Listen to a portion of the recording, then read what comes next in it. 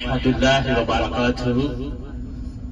वालेकुम अस्सलाम रहमतुल्लाहि व बरकातुहू। सब सलाम का जवाब दें।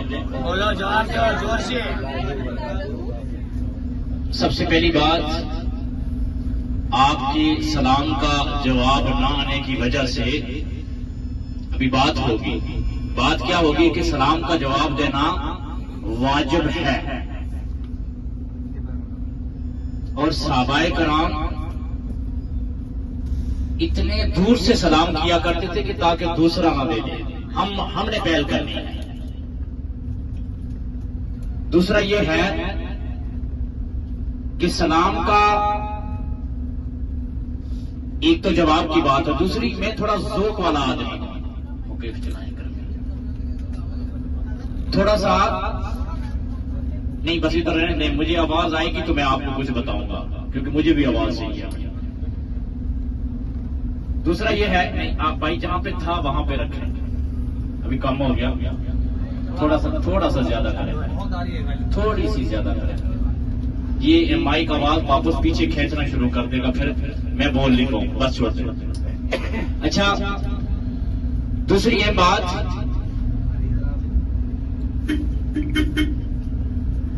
कि मैं ज़ोक वाला आदमी हूं।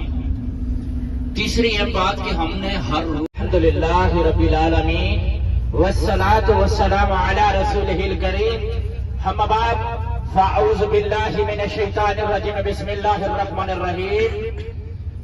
इन्नल्लाहा व मलाइकतहु युसल्लूना अलन नबी या अय्युहल्लज़ीना आमनू सल्लु अलैहि व सल्लिमू तस्लीमा। मोहब्बत के साथ दुरूद पाक पढ़े।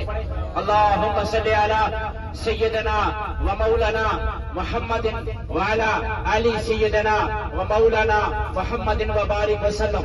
आज इस रात हमारा ताइफ का सफर शुरू हो चुका है। अल्लाह के नबी सल्लल्लाहु अलैहि वसल्लम का फरमाने आली शान है कि मेरा उम्मती अगर सफर से पहले सफर की दुआ पढ़ लेगा, उसकी किश्ती तूफान में नहीं डूबती। सब मोहब्बत के साथ सफर की दुआ पढ़ लें। बिस्मिल्लाहिर्रहमानिर्रहीम।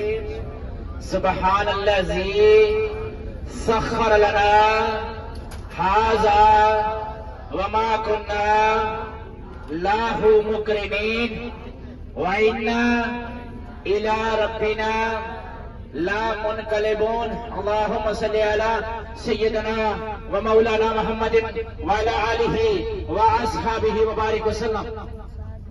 आज इस रात आज की जियारत हमारी ताइफ की तकरीबन 4 मेन पॉइंट देखेंगे हम इंशाल्लाह। सब कह दें इंशाल्लाह। और जिस शहर मक्का में आप और हम सब मौजूद हैं, आपके लिए बड़ी अस्सलामु अलैकुम वरहमतुल्लाहि वबरकातुहू। माशाअल्लाह, कोहिनूर हज एंड उमरा टूर्स एंड ट्रैवल्स की जानिब से ये जनवरी 19 को निकला हुआ काफिला, मतलब 20वां नंबर काफिला है, 20वां नंबर ग्रुप है। अल्हम्दुलिल्लाह आज ताइफ के सफ़र के लिए आए हैं। कुछ यहाँ पे आप हजरात को एक चीज़ बतानी है, वो ताकि वो गाइड नहीं बता सका, इसलिए नहीं बता सका कि यहाँ पे रोड पे माइक इस्तेमाल करना ममनू है। तो आप ये जो पुरानी इमारत देख रहे हैं, ये बनु सकीफ़ के कबीले की इमारतें हैं, बनु सकीफ़ के कबीले की इमारतें हैं। माशाल्लाह, ये हमारी इस ताइफ की ज़ियारत में हाजियों को दिखा चुका है। अल्लाह जज़ाए खैर अता फरमाए और अल्लाह हम सबको यहाँ की ज़ियारत नसीब फरमाए। सारे उम्मत मुस्लिमा के लिए अल्लाह ज़ियारत नसीब फरमाए।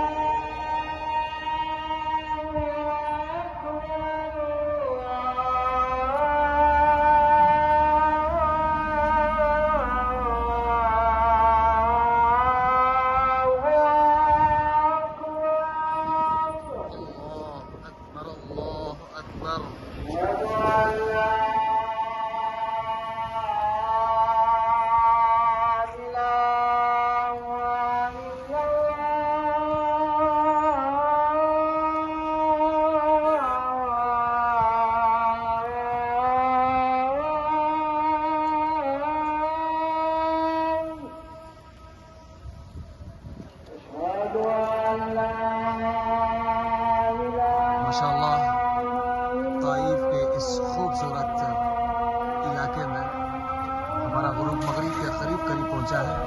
اور یہ طائف کے اندر مسجد کی خوبصورت اذان آپ حضرات سن رہے ہیں۔ اللہ تمام عالم اسلام کے مسلمانوں کو یہاں کی سعادت کو نصیب فرمائے۔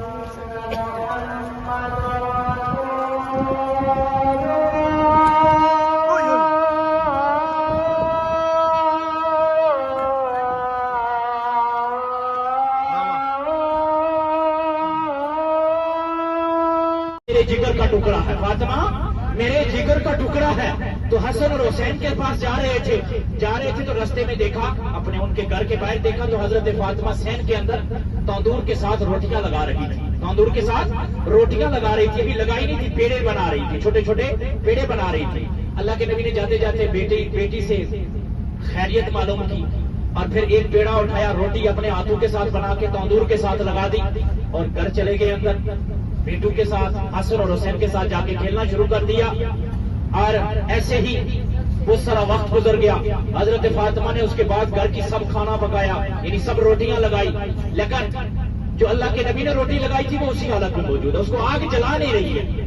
تو حضرت فاطمہ نے بعد میں آگ کو تیز نہیں کیا، کہا شاید آگ ٹھنڈی ہے، لیکن جب بالکل بے بس ہو گئی پھر باقی روٹیاں اٹھائی اور حضور کی بارگاہ میں چلی گئی، جا کے عرض کرتی ہے بابا جان آپ کے بعد میں نے گھر کی پوری روٹیاں پکائی ہیں اور تندور کے ساتھ لگا دی ہیں، میں نے جو روٹیاں پکائی وہ سب تیار ہو گئی، لیکن جو آپ نے روٹی لگائی وہ اسی حالت میں موجود ہے۔ اللہ کے نبی فرماتے ہیں فاطمہ بیٹے، جس چیز کے ساتھ ہمارے بابا کا ہاتھ لگ جائے نا وہ دنیا کی آگ یا جہنم کی آگ بھی نہیں اسے جلا سکتی۔ اللہ تو اس کو جہنم کی آگ بھی نہیں جلا سکتی۔ بیٹھ جائیں، اپنی اپنی کرسیوں پہ بیٹھ جائیں۔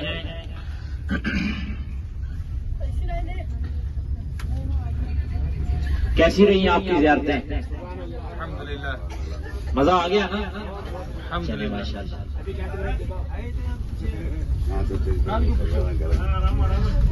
آج کے 50 سال کے بعد بھی آئیں گے نا تو ایسی زیارتیں کوئی نہیں کروائے گا، ٹھیک ہے؟ ابھی ہم انشاءاللہ طائف کی جو ہماری پہلی زیارت تھی انشاءاللہ اس پہ جا رہے ہیں۔ عبداللہ ابن عباس کا مقبرہ، ان کے نام کی مسجد انشاءاللہ جا کے دیکھیں گے اور مغرب کی نماز مسجد عبداللہ ابن عباس میں ادا کریں گے انشاءاللہ اللہ کے حکم سے۔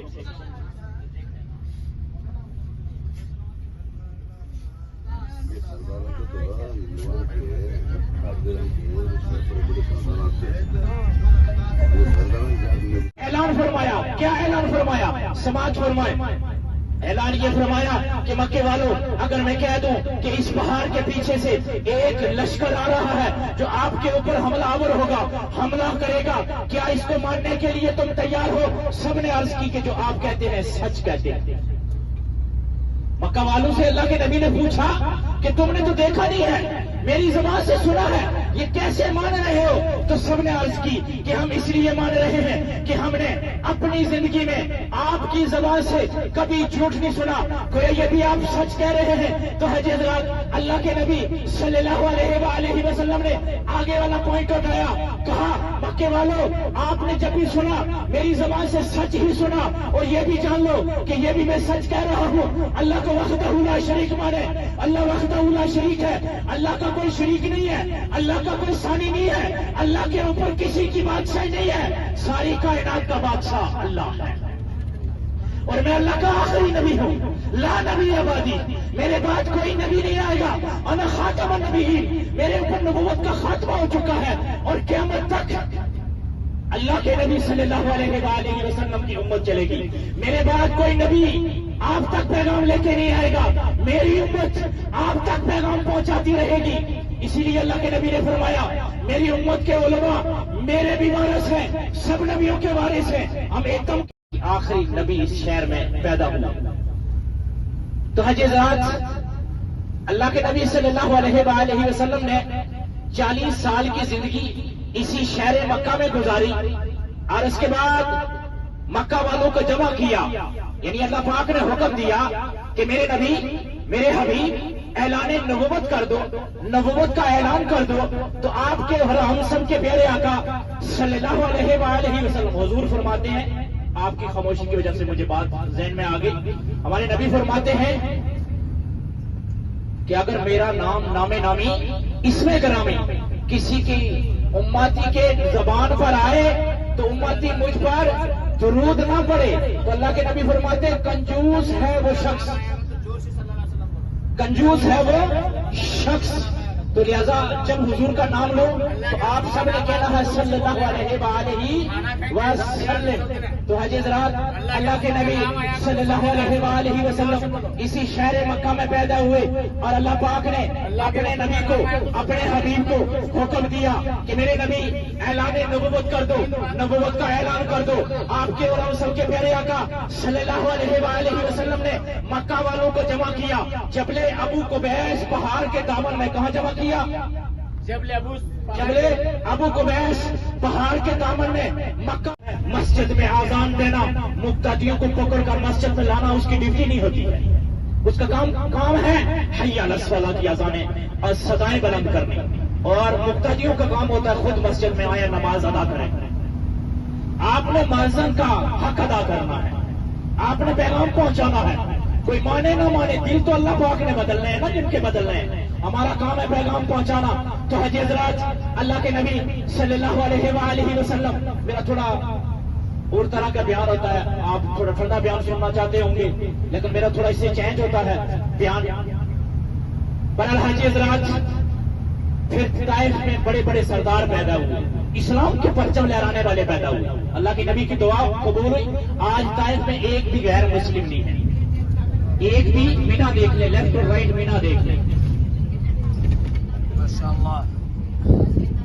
لیفٹ سائڈ پر مسجد خیر جمرات شیطان لیفٹ سائڈ پر، اور سیدھے ہاتھ پہ وادی مینا. دور تک دیکھیں، جن کو نظر آ رہی ہے وادی مینا اچھی لگ رہی ہے وہ کہہ دیں سبحان اللہ، محبت کے ساتھ کہہ دیں سبحان اللہ. یہ ابھی ہم حدود الحرم میں ہیں، ابھی تک ہم حدود الحرم میں ہیں. مسجد خیر پیچھے، مسجد خیر. تو حج حضرات دعا کر لیں یا اللہ جن جن حاجیوں نے محبت کے ساتھ وادی مینا کو دیکھ کر سبحان اللہ کہا ان کو اچھا یہ میری بیک سائڈ پر مسجد رسول ہے، میری بیک سائڈ پہ اور آپ کی بالکل سامنے مسجد رسول ہے.